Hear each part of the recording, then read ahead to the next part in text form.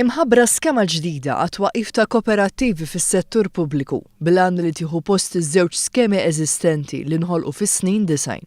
Dan ħabbru s-Segretarju Permanenti Mario Kutajjar waqt żjara uffiċjali fl-operat tal-Kooperattiva ta' Belli u Sinjali tat Traffiku magħrufa aħjar bħala Koptasin fil-qasam industrijali f'Kordin.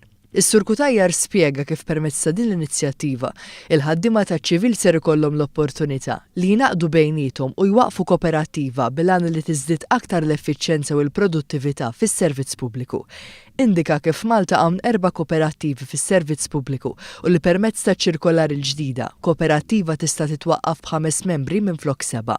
Mawa News, Louis Zammit, li jokkupa l-kariga ta' segretarju tal-Kooperattiva Koptasin li kienet minn tal-ewwel li twaqfu f'Malta lura fl-1996, spjega l-benefiċċji li ġib magħha sħubija ta' din ix-xorta. Illi toħloq kooperattiva bejn ħaddiema tas-settur pubbliku ittik dik il-motivazzjoni forsi illi inti qiegħed forma ta' negozju u qiegħed taħdem għalik innifsek, qed taħdem mod illi inti dak illi qed jirrendi biex inti jinqasam mill-membri. Jiġifieri ovvjament dan huwa forma ta' ngħidulu illi il-membri jkunu qegħdin igawdu minn dak mill-ħidma mill-isfiqa li jkunu qed jagħmlu fil-kooperattiva. Iċ-ċirkolari l-ġdida ser tipprovdi terminu ta' xahar li fih is-Segretarju Permanenti ikun qed jevalwa l-kooperattiva.